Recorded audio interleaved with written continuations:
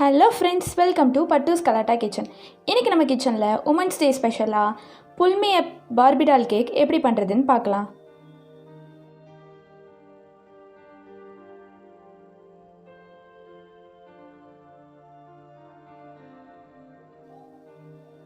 இது பார்க்கவே எந்த அளவுக்கு சூப்பரா ரொம்பவே அட்டகாசமா இருக்கு பாருங்க. இந்த மாதிரி அட்டகாசமான கேக்கை நீங்களும் செய்யணும்னு விருப்பப்பட்டீங்கன்னா இந்த வீடியோ ஸ்கிப் பண்ணாமல் ஃபுல்லாக பாருங்கள். உங்களுக்கு பர்ஃபெக்டான பார்பிடால் கேக் கிடைக்கும். இந்த வீடியோக்குள்ளே போகிறதுக்கு முன்னாடி எங்கள் சேனலை சப்ஸ்கிரைப் பண்ணாதவங்க மறக்காமல் சப்ஸ்கிரைப் பண்ணிடுங்க. அப்படியே பக்கத்தில் இருக்க பெல் ஐக்கானையும் கிளிக் பண்ணிடுங்க.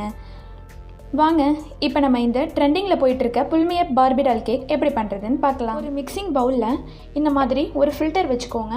அதில் 1 கப் மைதா மாவு சேர்க்குறேன். இது வந்து 200 கிராம்.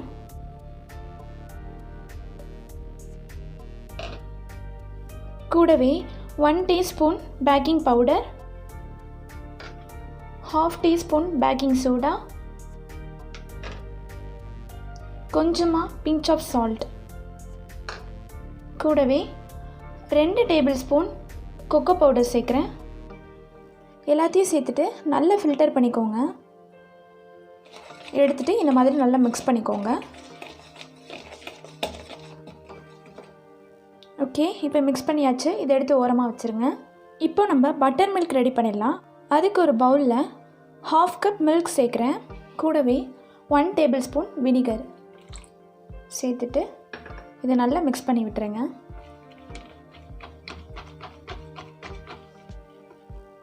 அவ்வளோதான், நம்மளோட பட்டர் மில்க் ரெடி ஆயிடுச்சு. நீங்கள் இதுக்கு பதிலாக கர்டு கூட யூஸ் பண்ணிக்கலாம். இப்போ ஒரு மிக்ஸி ஜாரில் 4 முட்டை சேர்க்குறேன்.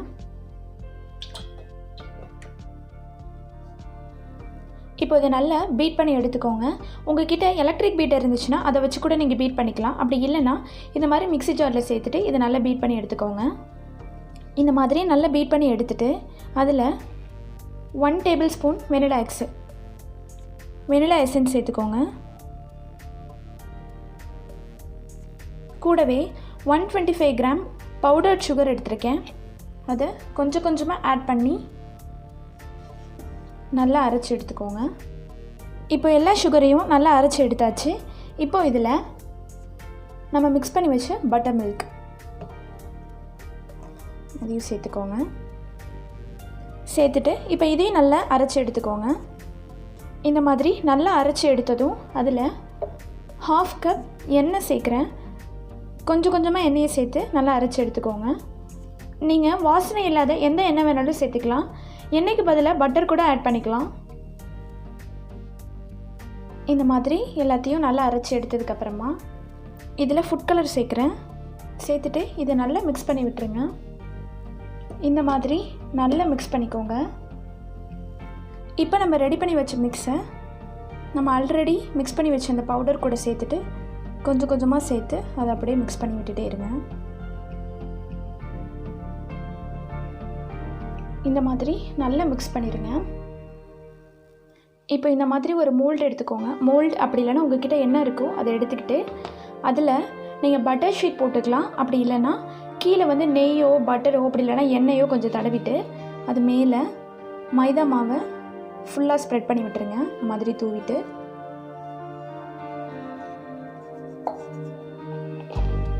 இந்த மாதிரி நல்லா ஸ்ப்ரெட் பண்ணி விட்டுட்டு அதில் இந்த மிக்ஸ் பண்ணி வச்சு மிக்ஸை சேர்த்துடலாம். இந்த மாதிரி எல்லா கேக் மிக்ஸையும் ஊற்றிட்டு இப்படி நல்லா தட்டி விட்டுருங்க. அப்போ தான் இதில் ஏதாவது ஏர் பபிள்ஸ் இருந்தாலும் வெளியில் வந்துடும். இப்போ ஒரு இட்லி பாத்திரத்தை கொஞ்சமாக உப்பு சேர்த்துட்டு அதில் ஒரு ஸ்டாண்டு வச்சுக்கோங்க. இதை வந்து ஒரு 15 மினிட்ஸ் மீடியம் ஹீட்டில் ப்ரீ ஹீட் பண்ணி வச்சுக்கோங்க. இப்போ நம்ம ரெடி பண்ணி வச்ச கேக் மிக்ஸை அதில் வச்சிடலாம். இப்போ இதை மூடி போட்டு மூடி வச்சுருங்க. இது பேக் ஆகிறதுக்கு குறைஞ்சபட்சம் ஒரு 1/2 மணி நேரமாச்சும் ஆகும். இது அப்படியே இருக்கட்டும். இப்போ 1/2 அன் ஹவர் ஆகிருக்கு. நம்ம ஓப்பன் பண்ணி பார்க்கலாம் கேக் வெந்துருச்சா இல்லையான்னு. இந்த மாதிரி ஒரு டூத் பிக் வச்சுட்டு இப்படி குத்தி பாருங்கள். எதுவுமே ஒட்டலை அப்படின்னா கேக் நல்லா வெந்திருக்குன்னு அர்த்தம்.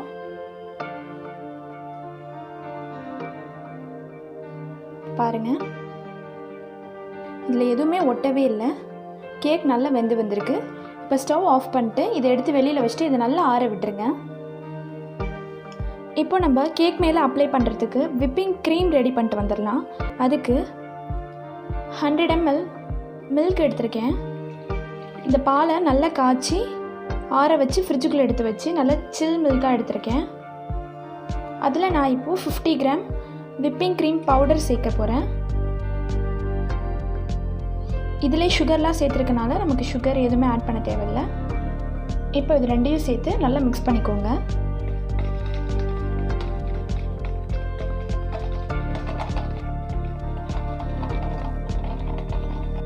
இப்போ நான் இதை நல்லா பீட் பண்ணிட்டேன். இங்கே பாருங்கள், இப்போவே எந்த அளவுக்கு நல்லா க்ரீமியாக இருக்குது பாருங்கள். இதை இப்போ நான் ஃப்ரீசருக்குள்ளே ஒரு 15 மினிட்ஸ் வைக்க போகிறேன். நல்ல டீப் ஃப்ரீசரில் ஒரு 15 மினிட்ஸ் வச்சு எடுத்துருங்க. நீங்கள் இந்த மாதிரி பவுடர் யூஸ் பண்ணியும் பண்ணிக்கலாம். அப்படி இல்லைனா விப்பிங் க்ரீம்னு கடையில் விற்கும், அந்த மாதிரியும் வாங்கி நீங்கள் யூஸ் பண்ணிக்கலாம். அப்படி இல்லைனா ஹோம்மேட் விப்பிங் க்ரீம் வேணும் அப்படின்னா எனக்கு கீழே கமெண்ட் பண்ணுங்கள், நான் நெக்ஸ்ட் வீடியோவில் அப்லோட் பண்ணுறேன்.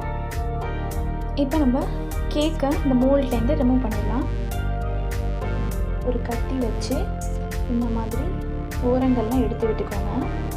இந்த மாதிரி எல்லா ஓரங்களையும் எடுத்து விட்டுட்டு ஏதாவது ஒரு பிளேட் வச்சு இதை அப்படியே திருப்பி போட்டுருங்க.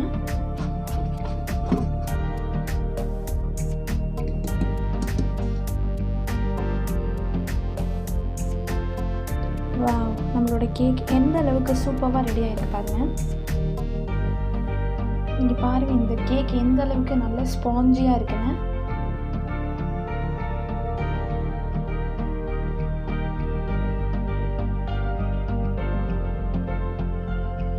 ஓகே, இப்போ நம்மளோட கேக்கோட பேஸ் தயாராகிடுச்சு. இப்போ இது 3 லேயராக பிரித்து எடுத்துக்கோங்க. எப்படின்னா 3 லேயராக கட் பண்ணிக்கோங்க. இங்கே பாருங்கள், இந்த மாதிரி 3 லேயராக பிரித்து எடுத்துக்கோங்க.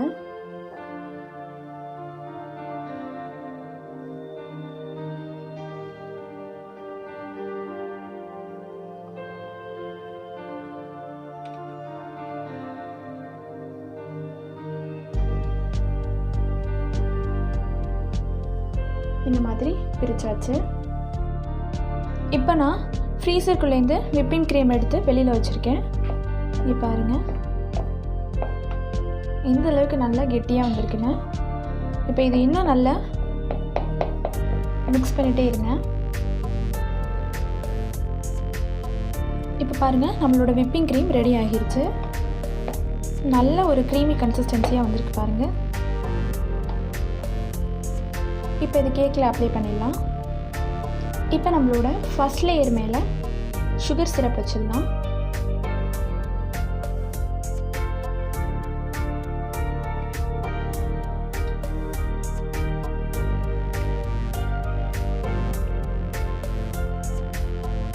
நல்லா ஈவனாக ஸ்ப்ரெட் பண்ணி விட்டுருங்க. ஆச்சாச்சு.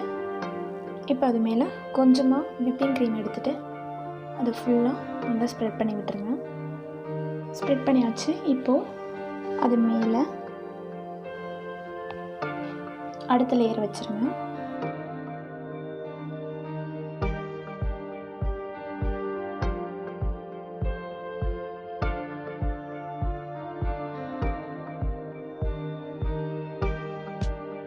இப்போ பேலன்ஸ் இருக்கிற விப்பிங் க்ரீமில் நம்ம எடுத்து வச்சுருக்க ஃபுட் கலரை சேர்த்துருங்க. நான் இன்றைக்கி ரெட் கலர் சேர்க்குறேன். அது உங்களோட ஆப்ஷனல், நீங்கள் என்ன கலர் வேணாலும் ஆட் பண்ணிக்கலாம்.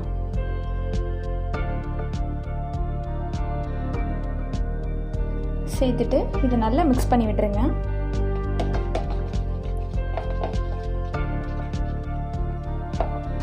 இந்த மாதிரி நல்லா மிக்ஸ் பண்ணிக்கோங்க. இப்போ நம்மளோட பார்பி டால் கேக்குக்கு பேஸ் ரெடி ஆகிடுச்சு.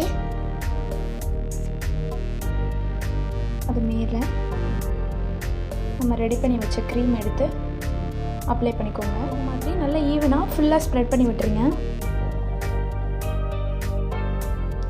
இப்போ இந்த மாதிரி ஒரு டிரான்ஸ்பரண்ட் ஷீட் எடுத்துக்கோங்க. அதில் ஒரு டேப் வச்சு இந்த மாதிரி ஃபிக்ஸ் பண்ணிக்கோங்க. இதை எடுத்து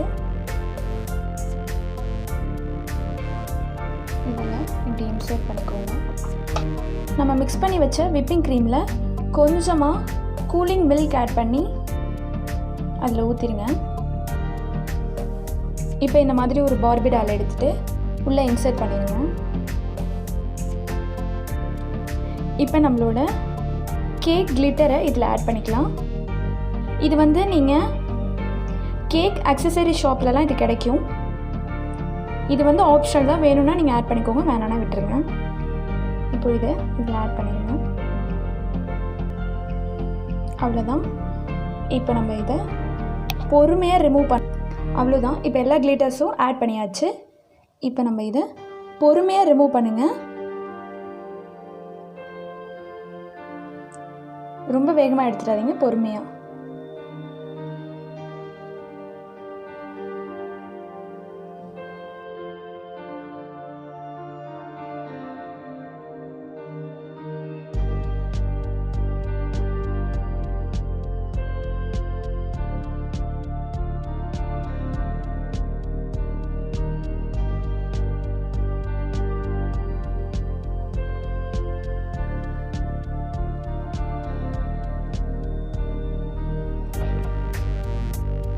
அவ்வளோதான்.